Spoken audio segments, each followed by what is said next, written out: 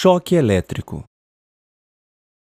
Um dos mais graves e, infelizmente, também um dos mais comuns riscos em eletricidade é o choque elétrico, que nada mais é do que o conjunto de efeitos gerados no corpo humano pela circulação de corrente elétrica. Em termos de riscos fatais, o choque elétrico pode ser analisado sob dois aspectos. Corrente elétrica de baixa intensidade. A corrente elétrica depende da tensão e da resistência, como vimos anteriormente. Sendo assim, se temos tensão baixa e resistência alta, temos baixa corrente. No caso de choques por correntes baixas, os efeitos mais graves a considerar são as paradas cardíacas e respiratórias. Corrente elétrica de alta intensidade. Neste caso, temos tensão alta e resistência baixa. Nos choques por correntes altas, o efeito térmico é o mais grave, ou seja, teremos como efeito queimaduras externas e internas.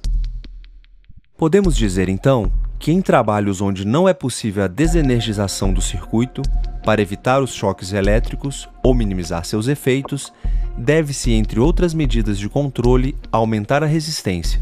Por isso, o uso de botas e luvas adequadas.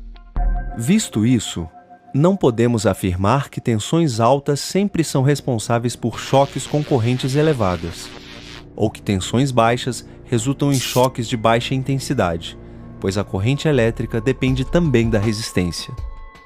Os efeitos do choque elétrico dependem de vários fatores.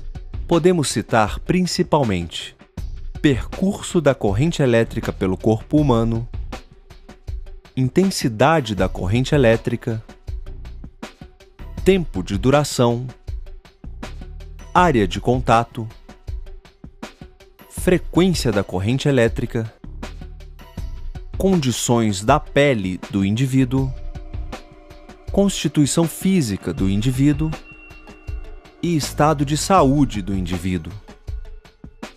Entre os efeitos produzidos no corpo humano pelo choque elétrico, podemos evidenciar elevação da temperatura dos órgãos devido ao aquecimento produzido pela corrente do choque, queimaduras de primeiro, segundo e terceiro grau, rigidez dos músculos, comprometimento do coração quanto ao ritmo e batimento cardíaco, comprometimento da respiração e deslocamento de músculos e órgãos internos. Devemos atentar ao fato de que muitos órgãos aparentemente sadios, depois do choque, podem demorar dias ou até meses para apresentar sintomas, que muitas vezes não serão relacionados ao choque em função do tempo transcorrido entre o acidente e o aparecimento dos sintomas. Proteção contra choques elétricos. De acordo com a NBR 5410/2004, para proteção contra choques elétricos devem-se tomar os seguintes cuidados. Primeiro, partes vivas de instalações elétricas não devem ser acessíveis. Segundo, massas ou partes condutivas acessíveis não devem oferecer perigo, seja em condições normais, seja, em particular, em caso de alguma falha que as torne acidentalmente vivas. Mesmo seguindo estas orientações, ainda assim, choques podem ocorrer. No primeiro caso, o choque pode acontecer quando algum indivíduo desavisado toca a parte viva do circuito elétrico. Neste caso, a corrente elétrica do choque é reduzida pela resistência elétrica do corpo humano, resistência do calçado, resistência de contato do calçado com o solo, resistência da terra no local dos pés, no solo.